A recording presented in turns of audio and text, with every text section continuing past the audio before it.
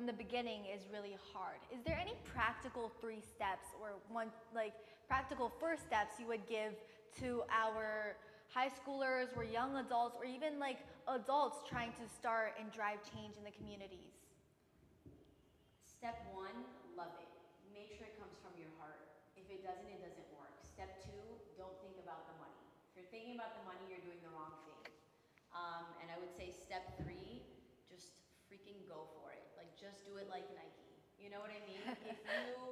if you're like, oh, but maybe, but like this, but what if? That is your worst enemy. What if is your absolute worst enemy. Just go for it. What's the worst I can do? You'll fail? Great, it's a lesson, it's not a failure.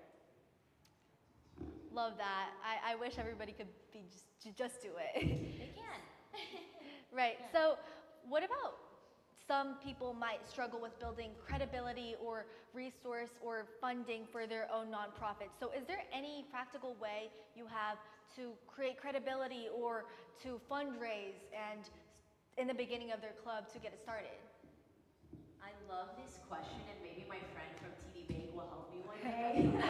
So it's funny, I fund everything myself. I mean, I've had galas, I've done all of the things, I've made it look beautiful, and I just tend to do things out of my heart. So I work as a celebrity stylist by day, and I use that money to fund helping kids at night. You know what I mean? So although I haven't had time to plan any galas, I just kind of figure it out myself. So if we're being completely and totally honest, all of the titles that I might have as stylist, foundation owner, space owner, it takes a lot of work, right, and a lot of practice, and nothing is perfect. So finance is it takes time, and there's different ways to do it. I just think I can be much better at it. So, there's always room for growth. Right, yeah. And your AWOM Foundation focuses on helping people who are struggling through hardships. So is there people who struggle from mental health. So is there any advice you would give towards people struggling from mental health? Because, there's a lot of stigma on mental health, mental disabilities, and stuff like that. So how do you think we can break down these barriers and really embrace conversations? I love this question so much. You're so cool. I gotta say, that was cool. Thank you. So cool. Wow. Anyway, so I'll tell a personal story. I think about 2 years ago, I fell into a really bad relationship, and it broke me it actually affected my health. My legs were becoming paralyzed. I couldn't work out anymore. I'm a super active person, but my mental health started deteriorating, and I fell into a complete depression, right? And I feel like the only thing that got me out, I'm 30 years old. I've been living on my own since I'm 21. At 30, I moved out of my apartment and moved back in with my mom. Why? Because I just didn't feel like I could do it alone. So this goes back to the first question. People. Mm-hmm. People save you. Ask for help. Don't try to do anything alone. It doesn't work that way. You know what I'm saying? Yeah. Speak up. Because then you'll end up making the wrong decision.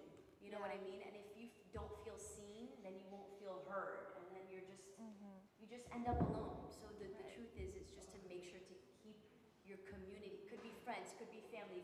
If you feel like this one doesn't understand you, find someone who will. I guarantee you. There is social media now.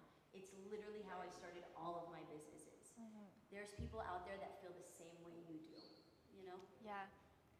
I think it's definitely important to keep in mind that connectivity and how you can embrace it with others and your emotions. And I know AWOM has impacted a lot of young people going through hardships. So can you share a story of someone who has been benefited from your foundation that has inspired you in this mission? Oh yeah, absolutely. So AWOM started as a grief support group. For 8 years I had a grief group who became a beautiful family for people who have lost a loved one. So free support, free therapy, free dinner. Amazing 8 years of that. And for 9 years, I started something called AWOM Girls Club, where I built safe spaces in public schools for young girls to become the best version of themselves. My favorite story is how I started it. A young girl named Dorianne, she was from Haiti, had a very strong accent, and this is right here at Olson Middle School, I got called in to put together a fashion show for these girls. I had never met them before. And after the fashion show, I have another studio upstairs, and at this time, this was 9 years ago, almost 10 years ago now.